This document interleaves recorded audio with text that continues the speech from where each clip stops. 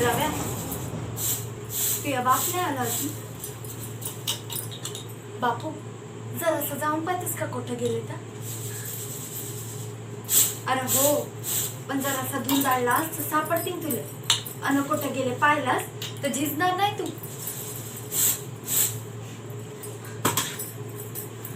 अरे अरे, रात्रीचे 11 वाजून राहिले, बाप अजून घरले आला नाही.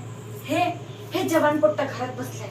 याले याले मायची तर चिंता हाच नाही. अरे पण जो खावाले घालते त्याची तर चिंता करत जाय. चीड तर अशी येते ना का करावं ना का नाही या पोट्ट्याचं. म्हणून म्हणून म्हणलं त्याच्या बापाले याला शिकवा नका म्हणून. पण येतं बाईचं कोण ऐकते. धाडलं त्याला कालेचं. तेवढेच दोन पैसे कमवले असते तर माझ्या बापाला सहारा नसता झाला. जाऊ दे, आता मीच जातो माझ्या भोकणं दोडानं त्याला पाहायला.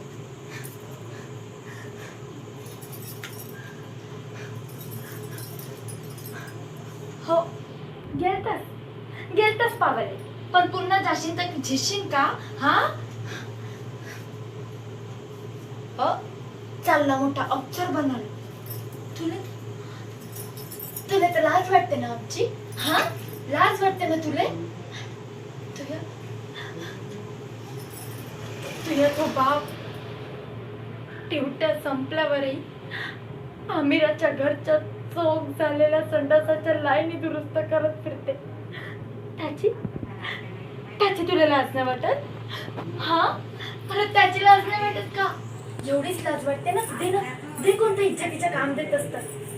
तुझे काय रे, तुझ्या आजोबा पंजोबापासून हे ढोबरे उसकाचे काम करतो आम्ही. कोण नाही दिलं ना आम्हाला इज्जतीचं काम. तुले काय छानचा रो त्यावेळेस समजे. रव्या, अब तू किधर जा रहा है? मेरी बात तो सुन.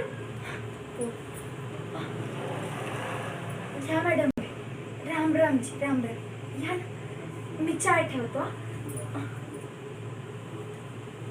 अजी हे अहो बाई मॉल पडला असं ना अंगावर. हे काय ना, गडरीतून बाल्टीतून टोपलं, हा ना मग टोपल्यातून गाडीत टाका लागते. मग अंगावर का ना तोंडावर का पडतेस? नवीन नाही का आमच्यासाठी? ओ बाई, हवं शी तू का करता? हा, शी तू का करता? तुमच्यासारख्या मोठ्या माणसाला का हवं? माया नवरा ना आमची सप्पा बिरादरी हे 20-20 फूट सिवरच्या अंदरमध्ये जाऊन काम करतो. आम्ही देशासाठी झटतो, आमचा जीव देतो. पण तुम्ही ह्या फायलीने जे काय करता त्याच्या ना आमचं काम बरं. बताओ ना, क्या होने वाला है हमारा? बैठ, चाय बनाती हूँ. ओ बाई, अंग धुवूनच चाय बनवतो, त्याची तुम्ही चिंता करू नका. तेवढा समजते आम्हाला बी.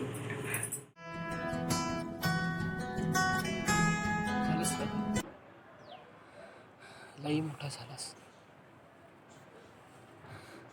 अरे पण एवढा बी मोठा नको हो. आम्हाला बी समजते का करायचं आहे ना का नाही.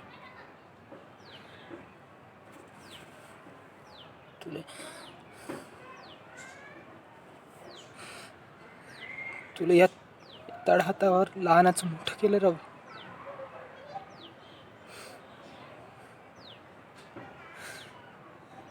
लहानपणी तुझी बहीणही मेली रे. तिला वेळेवर दवा देऊ शकलो नाही म्हणून.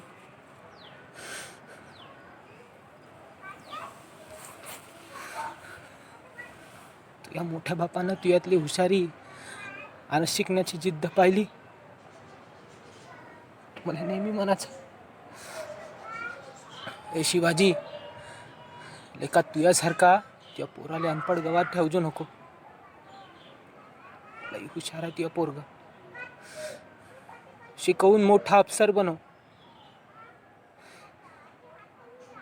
म्हणून तुला शिकवून राहिलो. जसं जमल जे होईल दरवाड्या काढून.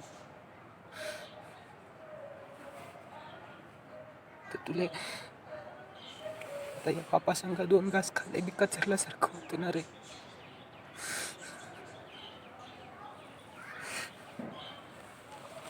रव्या वास येते ना रे तुला या अंगाचा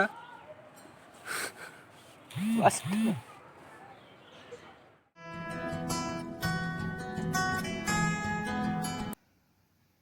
ए शिवाजी, अबे अबे पाहिला ना तू ना, साले साले हे कसे कसे मारायला धावतात.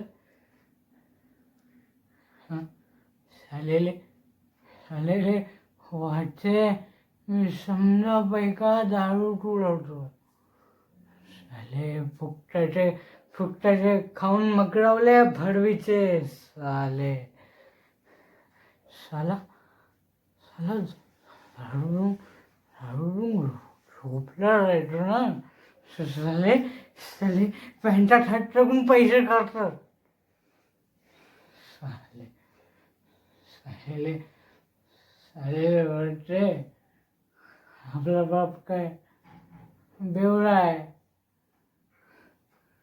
पण त्या भाड्याले काय माहीत, त्या भाड्याले काय माहीत की साला साला त्याचा बाप तिकडं गटारीतला मैल साफ करते. साला जीवाले धोका असून आम्ही त्या गटारीत उतरतो ना. काहून? साला या अमीराईची सेवा करायसाठी उतरतो ना आम्ही. आम्हाला काय भेटते बे? साला धडाची इज्जत नाही भेटत या इथं. साला साला आम्ही तर त्यांच्या संग त्याच्या मैल साफ करताना हे तर नाही पाहत की तो मैल ब्राह्मणाचा वय की कुणब्याचा वय.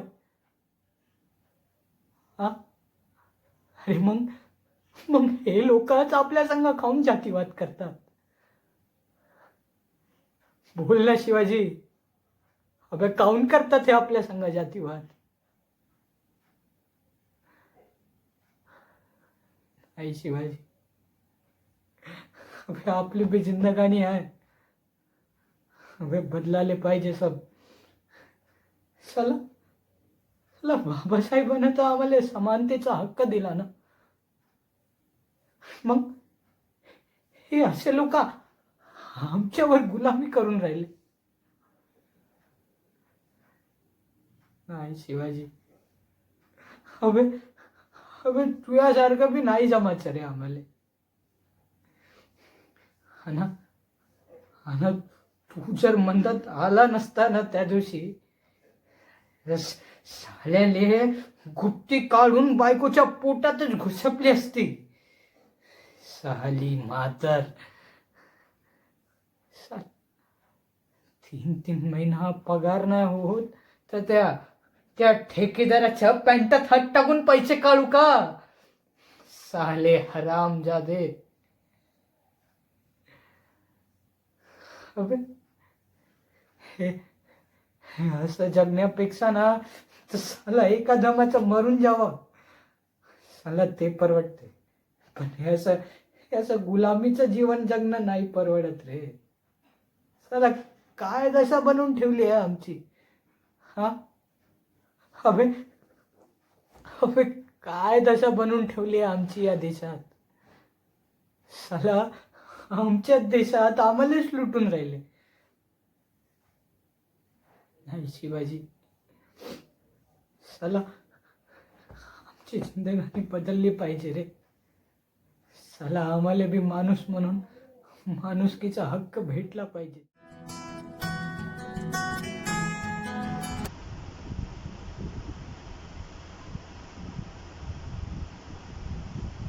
आप सभी लोग सोच रहे होंगे कि मैं ये क्या कर रहा हूँ.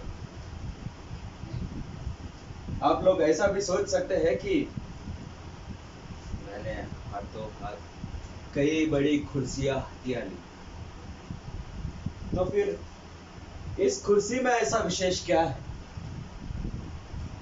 So ladies and gentlemen, today I introduce the new Chancellor of Germany, Honorable Adolf Hitler. Yes, yes. Maine Germany K chancellor की कुर्सी छीन ली और अब जर्मनी के सारे हक और उनकी व्यवस्थाएं मेरे मुट्ठियों में। जल्द ही मैं प्रेसिडेंट पद को भी बर्खास्त करने वाला और तो और जर्मनी का कॉन्स्टिट्यूशन भी मैं बदल दूंगा। मैं आज से, अभी से, बल्कि इसी वक्त से जर्मनी पर राइक्सटैग लागू करता हूं, जिसमें मैं सार्वजनिक तौर पर बोलने की बंदी लगाता हूं। पत्रकारों के लिखने पर, उनके बोलने पर भी मैं बंदी का आदेश देता हूं। टेलीफोन यूज करने पर भी मैं पाबंदी लगाता हूं। जो जहां जहां मेरे खिलाफ होगा उन सभी चीजों पर मैं बंदी का आदेश देता हूं। उन नाट्य मंचनों और नाट्य गृहों पर भी मैं बंदी का आदेश देता हूं। जो भी मेरे खिलाफ खड़े होने की कोशिश करेगा उसको मैं गैस चेंबर में सील करके जिंदा दफना दूंगा,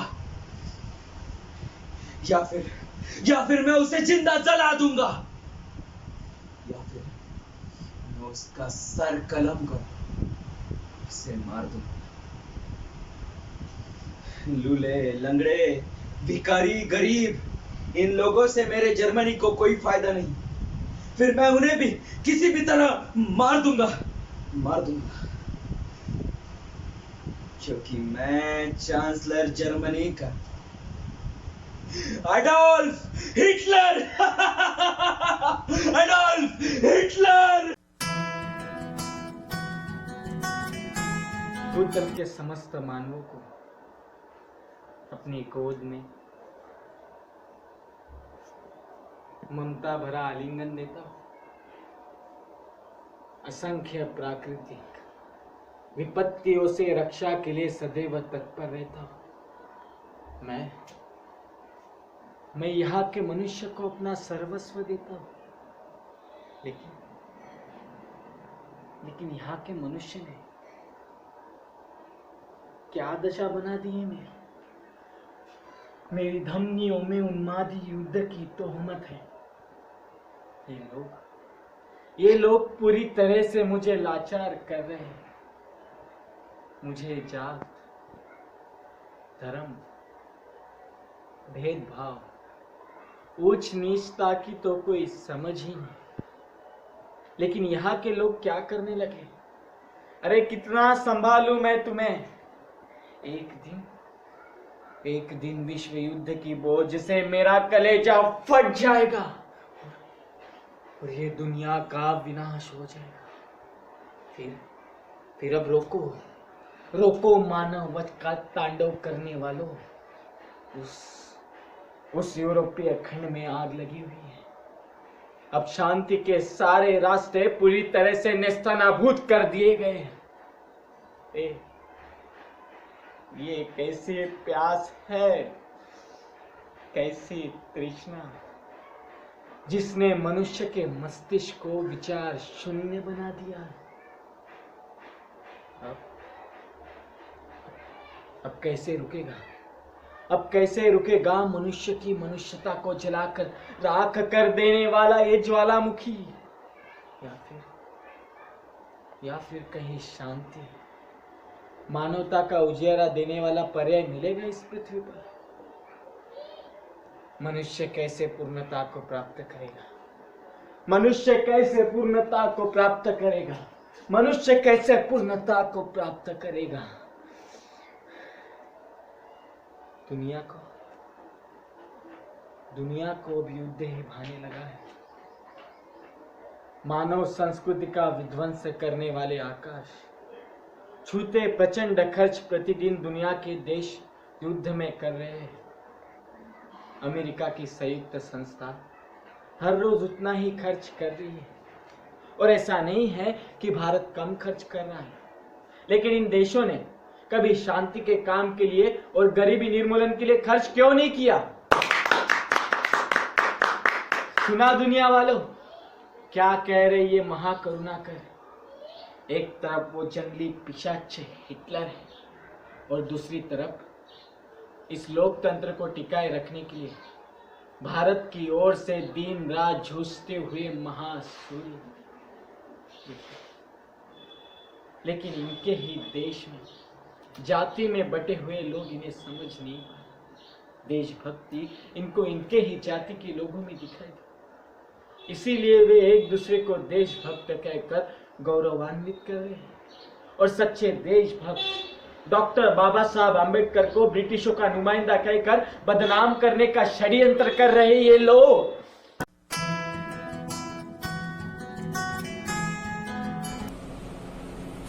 काय झालं शाहीर? नाही देता है जवाब. कोण होतास तू? काय झालास तू? अरे का की मंडळी, कोण होतास तू? काय झालास तू? अरे येड्या कसं वाईट गेलास तू? आता बघ आमची मंगलाबाई तिच्या सवालाचा कसा जवाब देते ते. ओ मास्तर, ओ वाजवा की काय शाही बोबडी बसली की स्वतःच सुप्रसिद्ध शाहीर म्हणून घेतायस. अवघ्या नव्या नर्तकीना चारही कार्य चित्त केले तुम्हासनी. काय गमंगला बाई, तू सर्जराज मोड काय सोडलं? यांची दुकानदारीच बंद पडली बाबा.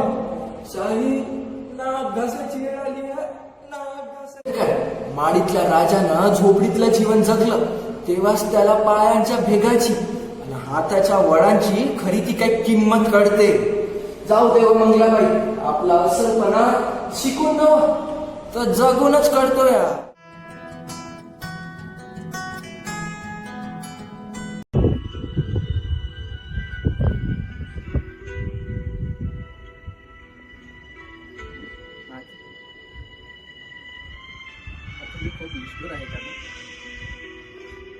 तुझ्या आधी पिताजीच्या शब्दाविरोधात कृती करतात. तूच मला आपल्या कृषी जीवनाच्या गुणांची प्रशंसा करायचीस ना.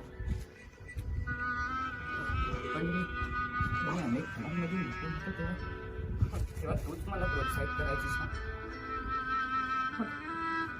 मग आता तुझा पुत्र महाकवी सुरजित नाटककार म्हणून हे सर्व मला गौरवान्वित करतात. तू हे ऐकून भरवून येत होतीस ना माझी.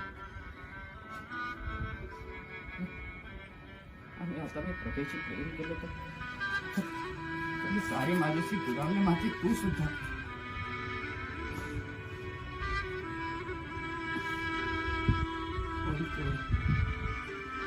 तेवढी सेवा तुझ्या आजारपणी मी आणि प्रभेने केली. तुझी लाडकी अशोकच प्रभेलाच भारी येत आहे. तिला कधीच विसरू नका अशी तू सतत म्हणायचीस ना वाटते. मला आता काय झालं, एक राजकन्या शूद्र ठरली आणि आम्ही दोघे प्रेमविहारात अडकलो तर हे अधर्म होईल कसे माते? सांग ना मला. हे धर्मवादी जंगलात मी एकटा सापडलो आहे. माझ्या आजूबाजूला वना पेटू लागली आहे. तू मला सोडून सांगितलं पिताची जे मन माझ्यामुळे व्याकुल होऊन या चक्रव्यूहात मी एकटा सापडलो आहे माथे. काय करावे मी? जगावे की मरावे हेच प्रश्न माझ्या डोळ्यापुढे येऊन बसले आहेत.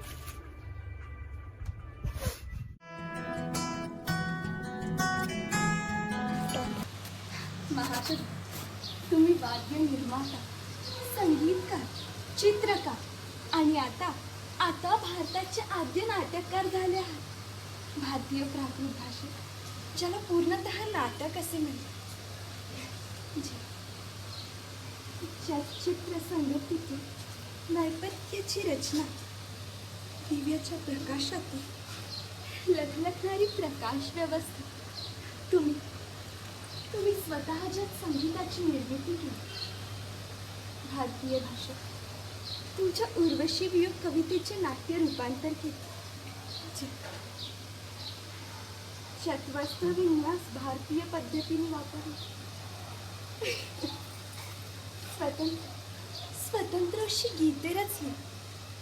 9 अंकीया नाटकाच्या प्रयोगाने केवळ ग्रीक युनानी श्रोताच नव्हे तर भारतीय सामान्यगण आणि व्यापारीगण मोठ्या प्रमाणात उपस्थित होते. आणि ते संपूर्ण नाटक तल्लीन होऊन अश्रू ढाळत बघत होते. हे साधारण व्यक्तीचे कार्य नव्हे. असे गुण क्वचितच लोकांमध्ये असतात आणि ते आपल्या गुणांद्वारे अजरामर होऊन मृत्युंजय ठरतात.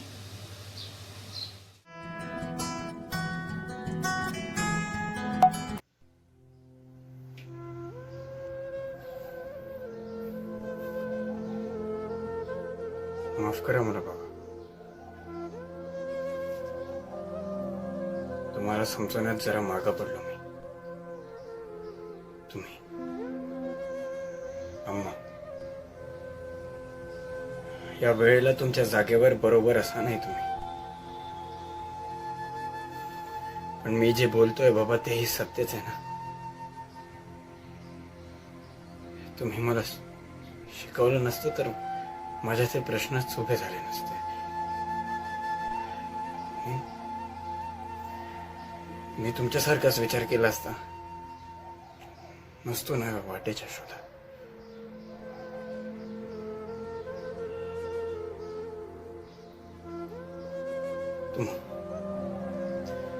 तुम्हाला माझ्या बोलण्याचा लई त्रास होतो ना बाबा. काळजी करू नका तुम्ही. आपसातला संघर्ष एक दिवस मी उखडून टाकेन.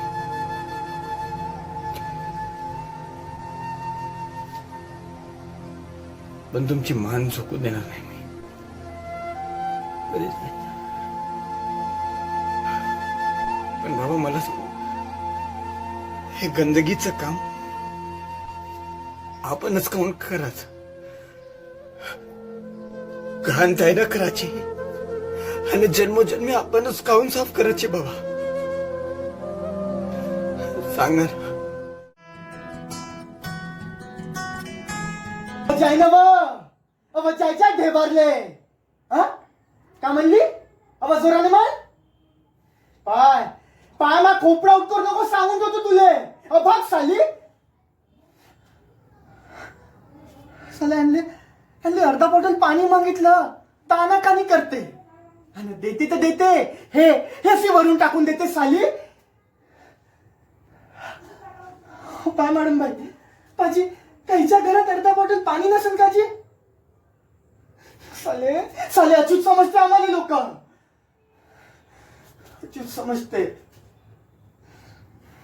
तुम्ही ना म्हणला म्हणून सोडलं मॅडम बाई. त्यांले स्वतःची तर गाण धुता येत नाही. चालले दुसऱ्याला शितू करायले. अगं पण काका काका आपणच गंदगीतलं पाणी काऊन प्यायचे का? आपण बी माणसं आहो ना. साल्यांची जिंदगीभर सफाई करायची आणि आपणच गंदगीत मरायचं.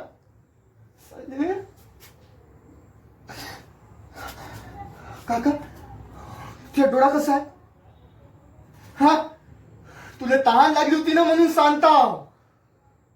नाहीतर गवताशी कुणी जातीभेद केला ना मग ते टारकाच लय गरम होते. मग तर आपण त्या प्रधानमंत्र्याच्या बापाला बी भेट नाही का? येऊ दे साल्यांले.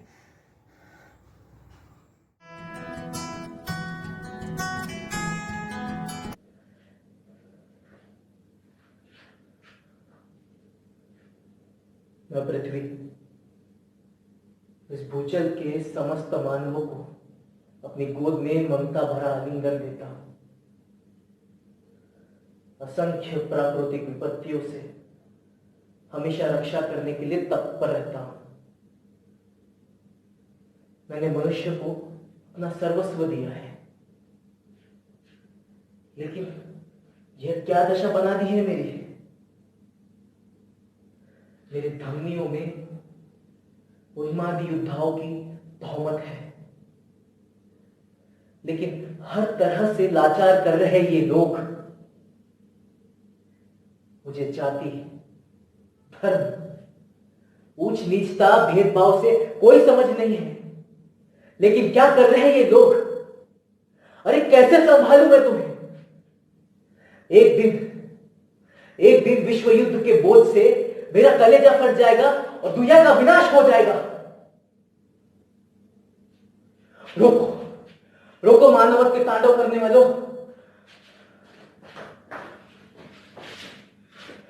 यूरोपिया खंड पर आग लगी है। वहां शांति के सारे रास्ते पूरी तरह नेस्तनाबूद हो गए। ये कैसी प्यास, ये कैसी तृष्णा है जिसने मनुष्यता के मस्तिष्क को पूरी तरह विचार शून्य कर दिया है। अब कैसे रुकेगा, अब कैसे रुकेगा मनुष्यता को जलाकर राख करने वाले ज्वालामुखी? कहीं शांति और मानवता का उजियारा देने वाला यह पर्याय मिलेगा कभी पृथ्वी पर? मनुष्य पूर्णता को कैसे प्राप्त करेगा? मनुष्य पूर्णता को कैसे प्राप्त करेगा? मनुष्य पूर्णता को कैसे प्राप्त करेगा?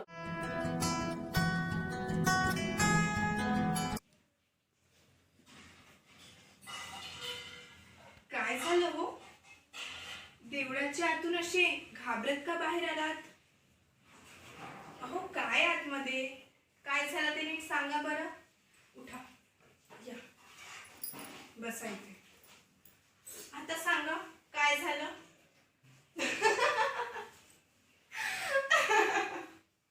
आणि तुम्ही घाबरलात?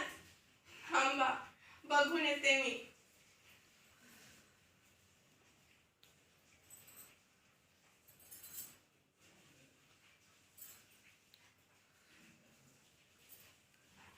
अहो कुठे काय? मला तर कुठेच मला दिसत नाही आहे इथल्याशिवाय. हो, माफ करा, मला असतील कदाचित, किंवा किंवा असं होऊ शकते की वानराच्या रूपात साक्षात हनुमंत सप्तर्षी असतील तुम्हाला आशीर्वाद द्यायला. होय. अहो अहो सोडा की तुमचं ब्रह्मचर्य व्रत तुटेल. तुमची माय आणि तुम्ही दोघंही मिळून माझीच खुंडी भराल. अहो अहो सो अहो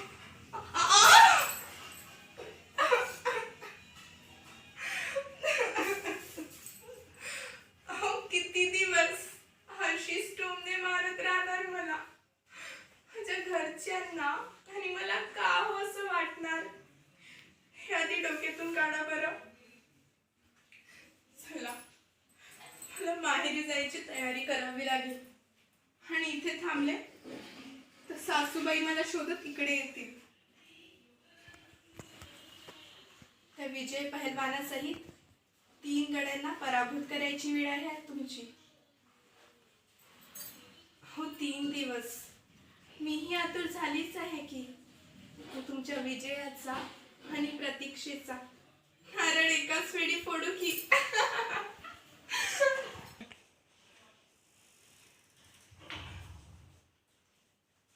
कशी जाईल बाई मी त्यांच्या पुढं? 6 महिने त्यांना डोळे भरून पाहता आलं नाही. त्या रोजी सासूबाई पुढं बंद डोळ्यांनी त्यांचा आवाज कानाने मनात शिरला होता. इच्छा असूनही डोळे उघडता आले नाही. सोडबाई, मी पण काय विचार करत बसली त्यांच्या न्याहारीची वेळ निघून गेली असेल. सासूबाई भक्ताकडे गेल्यात, अद्याप आले नाहीत. मग काय यांना उपाशी ठेवायचं? वय पण सासूबाई आल्या. कशी जाईल बाई मी त्यांच्या पुढं? 6 महिने त्यांना डोळे भरून पाहता आलं नाही. त्या रोजी मंदिरात सासूबाई पुढं बंद डोळ्यांनी त्यांचा आवाज कानाने मनात शिरला होता. इच्छा असूनही डोळे उघडता आले नाही. मी पण काय विचार करत बसली त्यांच्या निहारीची वेळ निघून गेली असेल. सासूबाई भगताकडे गेल्यात, अद्याप आले नाहीत. मग काय यांना उपाशी ठेवायचं? वय पण सासूबाई आल्या, हुकूम मोडला म्हणून बडवतील. आणि इकडे उशिरा गेले तर हे सुद्धा मला सोडणार नाही. इकडे गेले तर विहीर आणि इकडे गेले तर मरण. सोड बाई, यांना भूक लागली असेल